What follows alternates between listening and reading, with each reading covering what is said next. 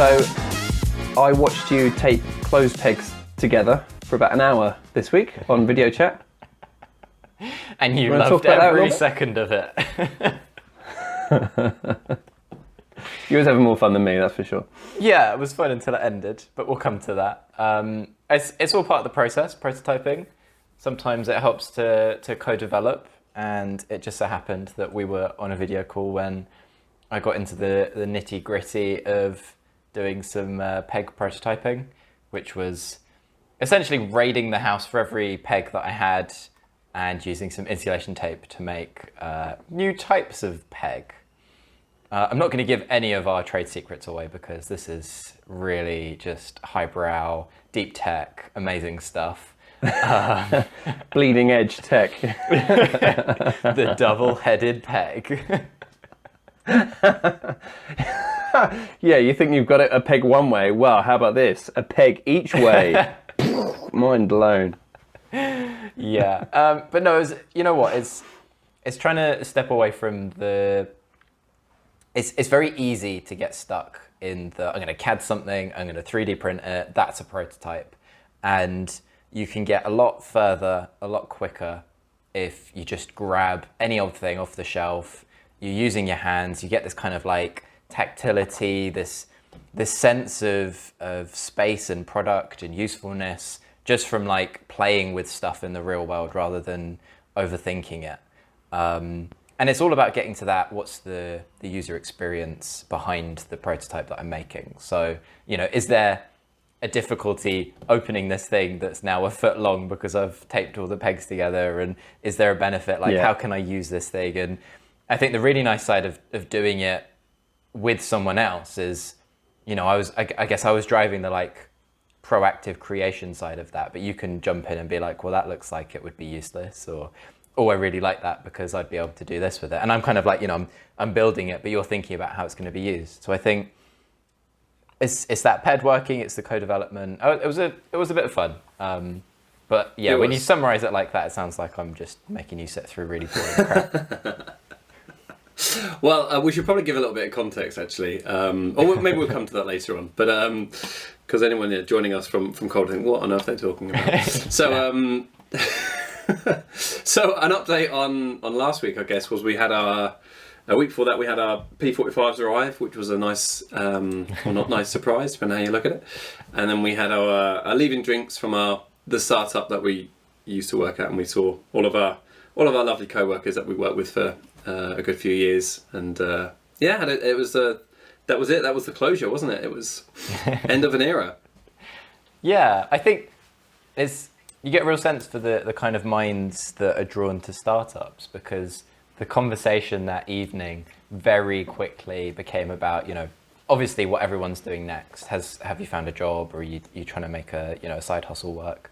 And I think it was interesting how these kind of, I guess you can call them like get rich quick schemes, are driven by profit and not necessarily by purpose. And I thought it was funny that we were talking about stuff like that, given that we'd all come from this very purpose-driven business. And I don't know, I guess you've got a bit of know-how in the t-shirt printing. What do you think about sort of like, you know, putting yourself out there with these, you know, homemade t-shirts or products like that? Yeah, it's funny. So we spoke about that because one of our colleagues is thinking about, you know, can they make a bit of money on the side by printing some funny t-shirt designs? And they did software, or the software engineer, and they found a t-shirt manufacturer that has a nice interface where you can write a bit of code, and it does it all. It's all automated. So if you've got a good idea for a design, they drop ship and they print to order and all those things. And sounds really convenient. And funnily enough, after we went out for drinks, I had a few things on like my newsfeed saying, you know, a few ads saying this person makes 10k a month from their Etsy side hustle, and this person turned their, you know, revolutionized their business and makes this much money. And you think, oh, that's interesting. You know, what are they doing? And it is just printing t-shirts and that sort of automated print to order stuff. And yeah, you'll make money from it, but I just think you're making so much junk. Like, they're I mean, the guy that we spoke to is doing it. Actually, is using a decent, or what seems to be a decent manufacturer's company called T-Mill. I think they've got offices in Bristol and on the Isle of Wight, and they put a lot of effort into making sure their t-shirts are sustainable, and all the materials go into them come from the right place, and all those sorts of good things. So because of that, they're not very cheap. They're sort of higher priced. So that's not as bad, but I still think the novelty t-shirt thing, I've been given them before, and you think, oh, that's funny, and you wear it for a night, and it's like, ha, you're in that funny t-shirt, and then that's it, and then that t-shirt's served its purpose, and it lives in the drawer, then it ends up in the charity shop, and no one wants to buy, an old, irrelevant novelty t-shirt, and then it just ends up either being whatever the charity shops do that recycle it for fabric. It just seems such a waste of energy and effort for this thing, and it's such a culture now of, oh, put it on a t-shirt, that'd be funny. And I'm sure it would, and I'm not being a bit of a, I don't want to sound like a grump about it, but at the same time, I always think, oh God, there's such a waste of everything, It's what have we come to? So I'm glad that's not what we're doing. I don't think I could. I'm sure we could make some money doing it, but it wouldn't make me feel good if that's what we were doing. Yeah, and we've scratched the surface there of another pet peeve that I know you in particular have, which is gift giving and forcing gifts. Oh, what can I get? Oh, I'll get this personalised mug, and it's like, well, I've already got 30 mugs. I don't need another mug, and that kind of thing. And and also like the issue with over personalisation is, if it's a T-shirt that says, I don't know, Neil's T-shirt, it's like, oh great, yeah, I've got a T-shirt that says my name. As soon as you're done with that, you're not going to pass it on to someone else unless you've got a friend called Neil that is looking for a T-shirt. But the segue from that is about being purpose-driven in what we're doing. And we thought it was probably a good idea to give a bit more context on what we're doing right now and how we got here. So we worked, and I think have always worked, in businesses that are predominantly hardware focused. It's easy to think of tech startups and that kind of domain as being very software, app focused or web focused. And I think both of our experiences that we've discussed already, we like the hands-on stuff. We like building, tinkering, making things.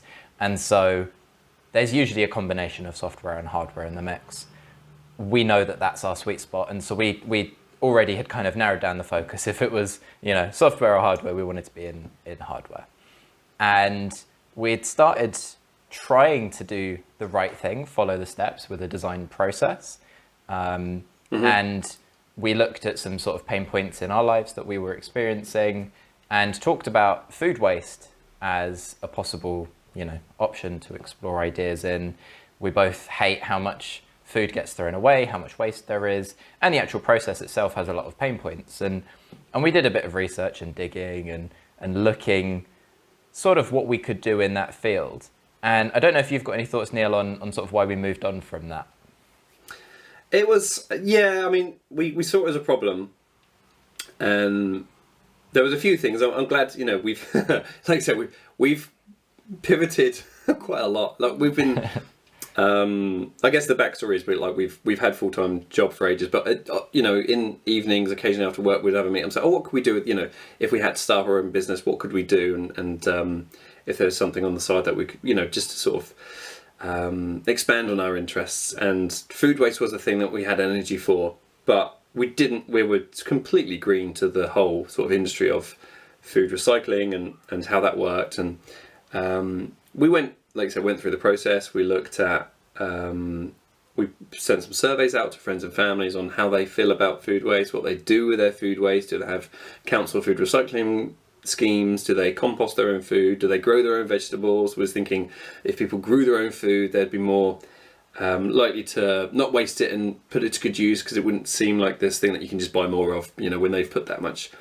effort into growing it. And we got to the point where I was like, this is going to be very difficult to do. And I think what summarised it nicely was when one of my friends who had asked about it, and I had a chat, sort of made it very clear that it's not the user's problem. So when you're the one scraping the food in the bin, you don't care, because as soon as it's in the bin and it's out your house, it's not your problem. Like, the council sort that problem for you, by taking your waste away. It's so you're moving the problem along. So it's going to be very difficult to address something with the user. For the user to take up, because it's not their problem. It's other than the cost and the sort of how bad you feel about it. But my friend had said he was scraping his kid's plate into the bin and thinking about the survey I'd sent him, and he just said to himself, "Don't care, I don't care." And so then, to tackle that whole sort of problem, you either need to be at either end. So you either need to be the food suppliers and do things at that end, and unfortunately, everyone's driven by money, so they want people to keep buying more food. They don't care if you're chucking it away because there's more sales. Or at the other end of the council, having to, what they do with it. Obviously, they want to reduce it, but that's to save costs. But in the middle, you can't really do that much. You need to be at either end and a big powerhouse and have a lot of sort of money and sort of a big business behind you. And we didn't have that, and it was a very difficult problem to solve when you were just doing it for an hour a week on, after work. So we said, maybe this isn't the first thing we try and tackle. Let's narrow it down on what we have energy for, where we can actually put our skills on building and hardware to a bit better use, and maybe focus on something a little bit smaller, like, a close peg. I think that's... But we'll come back to that. I think it's an important takeaway as well. It's like, having that, we'll talk a lot about like failure mindset throughout episodes, and I don't think either of us see that as a failure. It's an enormous learning opportunity. I think we got a lot out of validating that there was a problem. Your friend said he didn't care. I think there were other people that found the process like disgusting, and there's like this mess and this smell, and there's definitely a problem. And you look at the market research, and there are people trying to tackle that with like heated composters that make it a bit more intelligent, and things that go in your garden. And I think we decided like it wasn't a product we could make right now that would help with the problem that we had identified, but it's something that we've kind of we shelved. Also found out, do you remember one of the responses, I mean, it was anonymous, who don't know who it was, said that they scraped their food into because they don't like putting it in their bin. Yeah, I think user surveys are enlightening on a number of different levels. Yeah. So there you go. Yeah. So we moved on to things that felt like they were a bit more easy to approach, with a kind of like time frame, constrained budget, constraints from all other directions. We focused a bit more on like, what could we get out now and try and make a bit of a passive income from, that still aligned with all of our core values and helped build us towards the kind of end goal of being able to come back to, tackle those problems. I think the goal for us is, and in an ideal world, we're self-funded, we're this, organically grown startup business that is raking it in to the point that you have an R&D department that can now go out and try and, explore new problems to solve. We'll mention a couple of times that we really like Patagonia and the way that they grew from a very small product range to now tackling big sustainability problems, because they align with their core ethos and they're funded by their products, but they do a lot of these outreach programs that are not profit driven in the slightest. But I think so what was our next step, kind of moving on from food waste? Yeah, so I think it's just worth to highlight the passive income bit was quite important, because we said we can't, we had full-time jobs, we can't do something where you get paid for your time up front. So if it was consulting or whatever it was, that didn't work. We needed to build something in the background that could sort of tick away, and passive income, just like if it was a YouTube video or something like that. Or we didn't think of podcasts, we could have done that. Maybe we should have started this way back then. But well, we did. Yeah, we moved on. Oh, we did. Yeah, that's true. That is true. We trialed it, didn't we? One of our many failures in the long list is it's a long list that we forget how many there were. But we tried maybe one or two versions. Was that before food waste? I think it was. It was. Okay, so a bit of context. We tried recording a podcast when we were car sharing, so it's outside of work. It was fraught with opportunities for really big issues, because anyone that drives a car on any fast road knows that there's a lot of ambient noise. Note taking, having notes while driving, Very one person's difficult. a passenger, one person's a driver. Any issues with like actually driving the vehicle, so like indicating, that's a noise. Rain, wipers, that's a noise. Other people driving badly, another noise, and a lot of concentration goes into that. There was a lot of errors, I guess, in the approach, but I think it helped shape kind of the foundations of what we were going into. We're like, well, we've got a process. We want to talk through the process. I think it was the start of what is, the way that we're doing this now.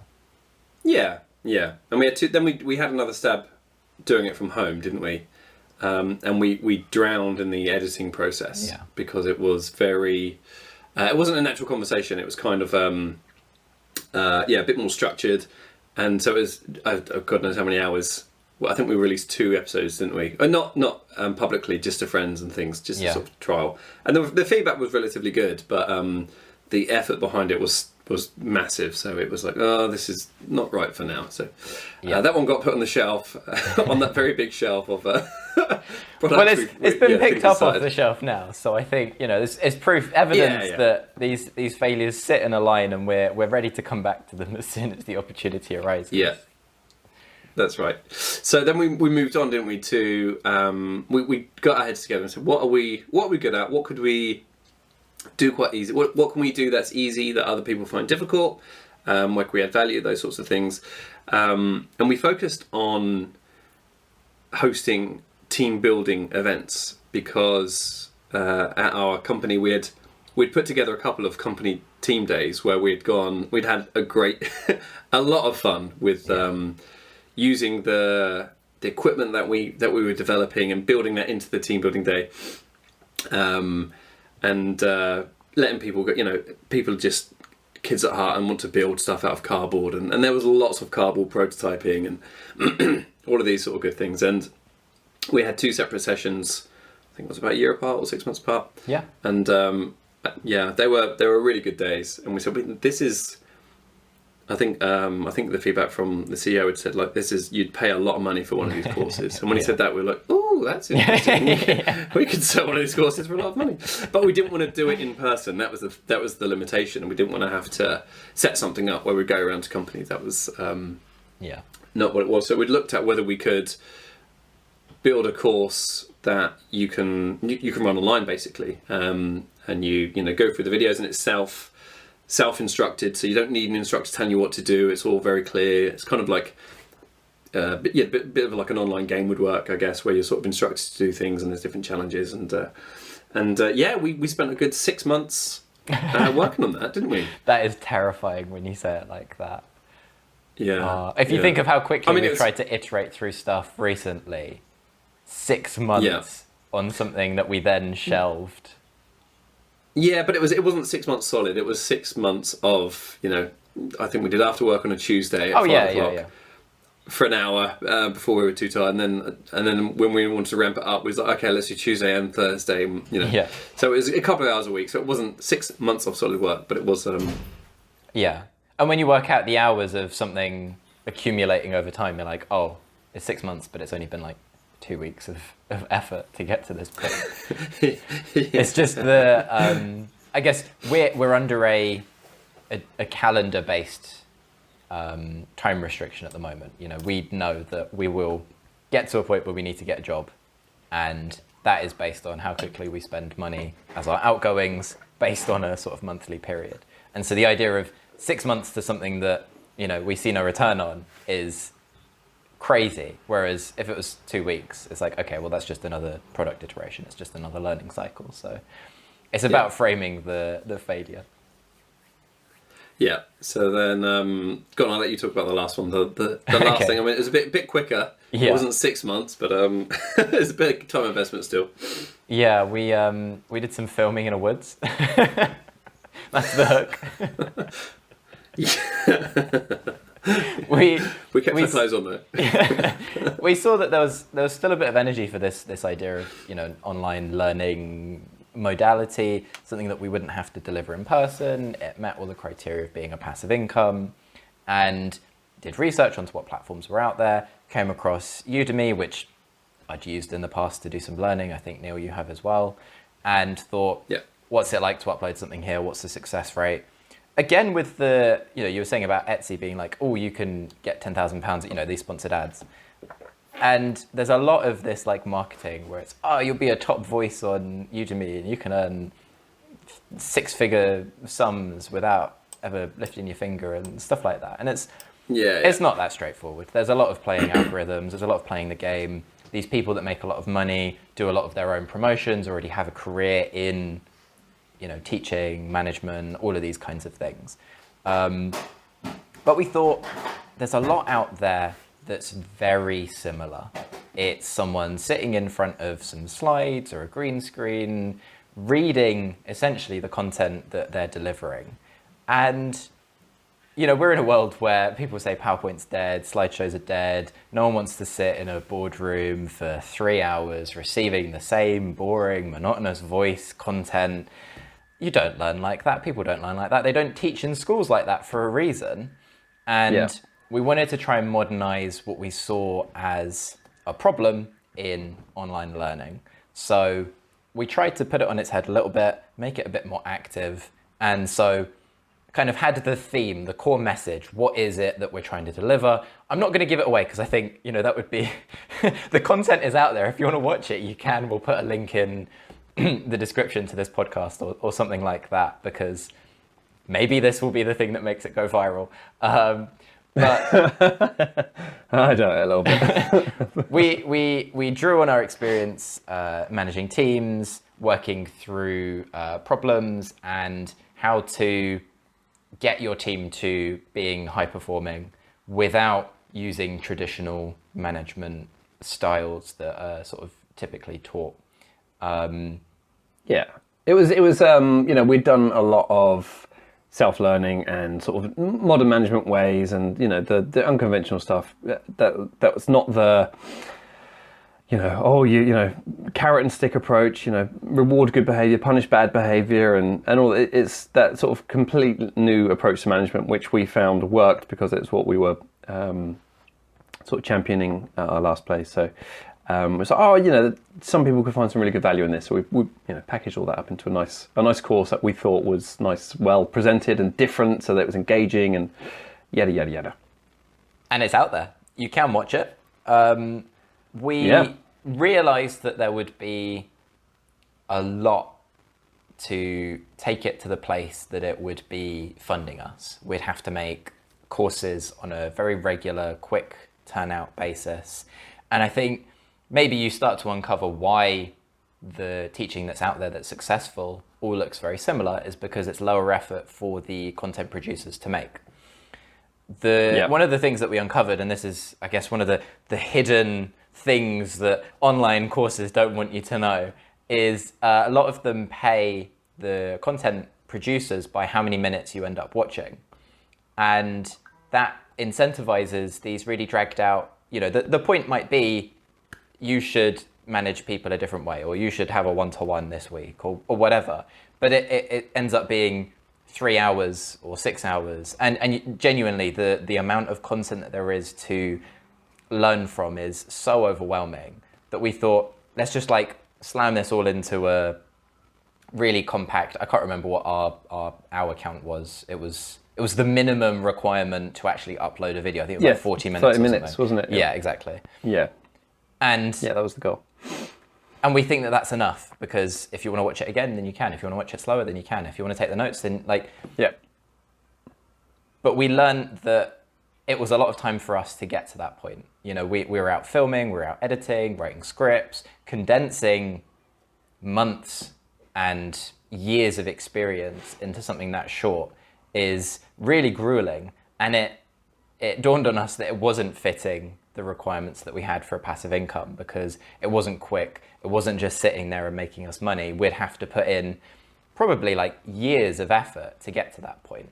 And so it wasn't going to be the route that we ended up taking. And it was a grind. We had a lot of energy for that first course.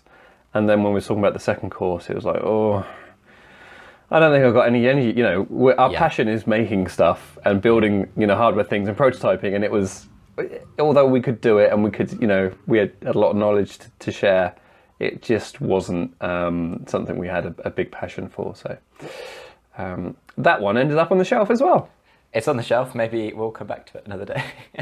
We'll come back to it. That takes us to where we are now. And we've really focused on what we're passionate about. I think trying lots of different things, finding the thing that you want to come back to. I think it's knowing that, oh, we didn't want to make another course. Instead, I'd rather be building. It's like, well, why don't we do the building? Why are we not focusing on the thing that we just want to be getting on with? And that was always the goal, was to fund this R&D development. So let's just start with that. Let's bring people on board with our passion for what excites us. So I think we sort of shared some of the Patagonia story to the guy who started it, Yvon Chouinard is his name. Hopefully pronounced that correctly, or remembered it correctly. Passionate climber, was fed up with the quality of climbing equipment, like the clips. Pitons, yeah. So started making his own out of, forging the metal and what have you. And they were much better than what he could find. So then he started selling to his friends, and his friends sold it to friends, and then it started a climbing equipment business, and he was iterating quickly to the point where when competitors started copying his design, he already had the next design out. So he didn't actually put any patents in. It was all just fast iteration, and people just couldn't keep up with it. And he then sort of moved into clothing and sold that sort of climbing equipment business off, and that's still going to now under a different name. But that was the thing, was like, what solves the problem for us now? What can we build better? And start there. That's why we're sort of looking at close pegs and other such hardware things, and not solving the food waste crisis. Yeah, I think we realised that there's a lot of energy for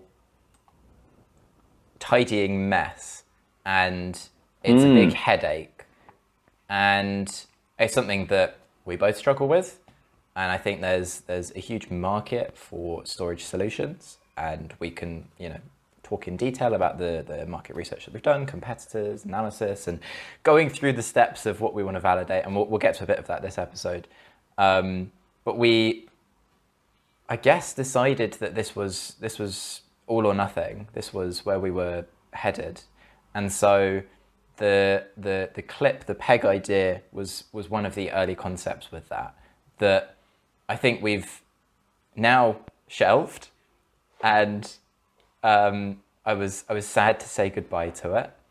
But the excitement, the underlying passion for what we're looking at is still there. And that's how you've found the right thing to be working on, is the online course. We got one out there, and we had this eureka moment, this success. But I think there's a point on, it doesn't suddenly just turn into money overnight. You might publish your first product or get something out there. It's not the win that you think it is, that you read about from all of these success stories. But if you can fail at the thing that you're developing and still have the passion to come back to that root problem you want to solve, I think that's how you're on the right path. You're working on the right thing. Because yes, I was devastated to say goodbye to a lot of work that had gone into this thing, mostly because of the sunk cost fallacy that we'll talk about. But there's still so much excitement for what we're working on. We had this in-person day to mix it up, and came away with even more passion and even more excitement for what we want to validate and work on.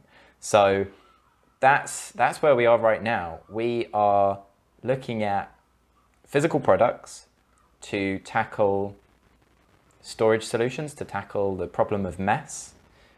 We have at the moment live a prototype based product for a common household furniture provider. I don't know what issues we have if we say names of things. I mean, it's not as if we're sponsored and we're going to upset our sponsors, so I think it's okay to say true. IKEA. the wonderful everyday. Yeah. It inserts into the traditional Kallax cube storage. It's a drawer shelving system. It's not going to be the final product, but it works. It works very successfully. We're very happy with it, and you can buy it. This is not a sponsored ad. We're just talking about our development. Can be a sponsored ad, you know. And we're learning how to move forwards from that concept, that prototype we've put out there to validate the product as addressing a real problem, how we get through user testing. But there will be other storage solutions coming soon. We've also looked at a very specific problem with GoPro cases getting messy. We made an insert for that. You can also buy that if you're interested. It's what can we do right now? What can we develop right now? Prototype right now, potentially make money from, learn from really quickly. Yeah.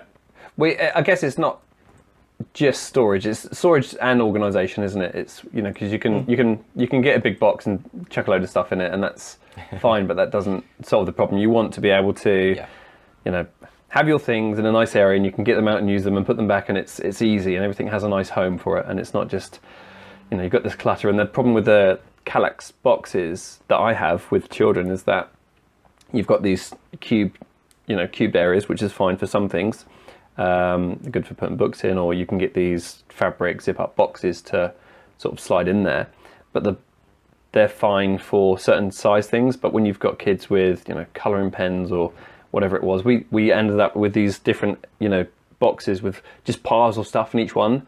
So for colouring pens, you've got lots of different pencil cases, and they're all just piled up, and the kids don't even use them because they can't see them. They're all piled at the back, and they just use the ones that they can reach the easiest. So IKEA's pretty good at doing that, and IKEA sort of one of their things is that they encourage that if you don't see it, you won't use it. But I guess at that point they've not going down to that next level down, because it's much more effort to put drawers of that sort of smaller size. So I've always wanted this smaller drawer system to put smaller things in, because kids have so many small things. Like on my desk, I've got all the kids' fidgets and things, and you know, they're sitting nicely in a nice drawer and stuff like that. That will tied away nicely, so it's not in this big tub. So it's storage and sort of organising and helping people to, I guess, use their things more, so that they don't end up not used, you know, and then end up, you know, being bought and chucked away because they're all, you know, passed on because they forgot they had them. It's helping people to make the most of all of their things, and easy, low friction way of getting things out and putting them away. And what I really like about this journey we've been on is we talked about starting with food waste and wanting people to cherish the food that they were growing themselves, and how that might be a potential solution. And fundamentally, we're still on the same core ethos, is that we want people to cherish the things that they have and use them, and only have stuff that they need. And it's all about these relationships with the physical things that we have in the world, so that, you know, we're not buying junk for the sake of buying junk, and that we're having things that are meaningful to us and using things that will last lifetimes and enable us to use them. And I also think it's interesting that we've got a bit of experience, funnily enough, on optimized storage or container sizes, and what the best size for different products is. And that comes from our experience where we've used to work. But it's really interesting that we've kind of, you know, we've taken that, we've taken it down to a smaller level. And if you say, right, I need to store loads of pencils, then it's quite easy to work out, okay, well, the average pencil size and how many pencils you're going to have and that kind of thing. And I think it was that there wasn't anything on the market that went down to the unit size of what you needed to store and keep them together in that kind of packet. And the future of the product is being able to accommodate different unit sizes and how they might nest or come together, and the different configurations that you might want to use them in. Yeah, I think we see a benefit for like a system where, you know, if you've got the one kit, it also works with the next, and you can then, you know, you've got the bigger bit that houses the smaller bit, and you know, that's the bigger plan. That's sort of in the back of our mind. It's not that, you know, we might pivot away from that and then, I don't know, go back to car vinyls or something. But who knows what's next? Yeah, where we are right now, that's where we've got the most energy. So so we had an in-person day. You came around my house, and we did some a few things really, didn't we? Yeah, you made me lunch. Made in inverted commas. I think heating something up that's already made by someone else is cooking. I still made it. Still made it. It was cold, and I made it warm. So you're welcome. And it was really good. It was a hearty lunch for a lot of brain power needed. We think it's important to engage in different modalities, in person, online, keep that communication going, because it's very easy to isolate yourself and, in doing so, your ideas. And it's all about bringing your ideas to the table for criticism to make them better, how you get that feedback, and how you constantly iterate on the base level to learn from that. And there's no better way than doing that in person. So we managed to do a lot of physical testing on the product that we've been talking about, working out the details of how it fits together, how it feels, what the user experience is, what the best order to put the thing together is so that the instructions can relay that as effectively as possible. And are there pain points that we hadn't worked out? What's the strength? All of this really high density information, and trying to string that out and work out what we needed to do next. And another tip is, go on. No, I was just going to say, it's also we're seeing how you could very easily get so sort of hyper focused on one area, and where when you're developing something, you need to think of what the MVP is, a minimal viable product where it's sellable, and we want this nice. We spoke nearly got off on a tangent about the unboxing experience and how the layers, how it's boxed up, corresponds to how you put it together and all of that, and could have very easily spent a good few weeks doing that, and we've sort of got to the point where we're like, we could just put it in a carrier bag and get it to people. That's at the moment that's we don't need to go down to that level.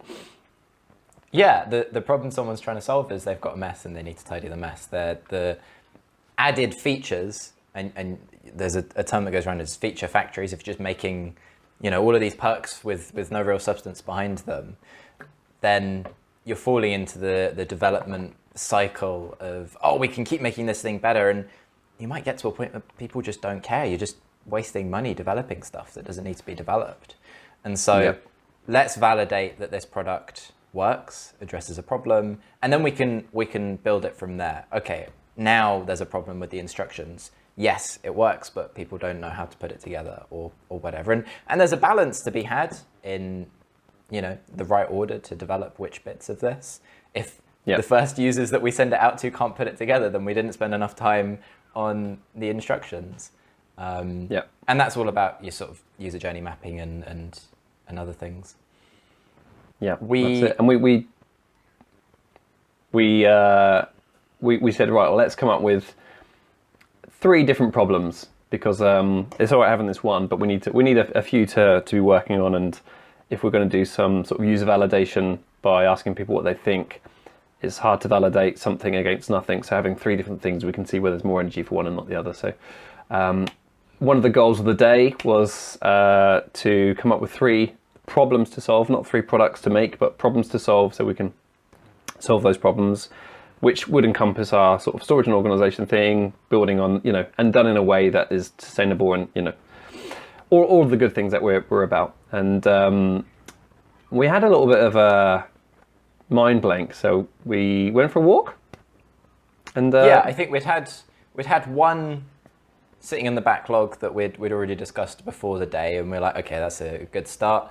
And you kind of turned to me like, I can't remember. Yeah, you said, should we go for a walk at some point? I was like, let's go now. Like, we're not, we're just talking. We've got to a point where there's a stagnation in the conversation and the sort of imagination. And this is something that, you read about. Steve Jobs used to love going for walks to have conversations. And there's something about being active and trying to tackle a problem just on the go that really unlocks some of the blockers that you might have already had.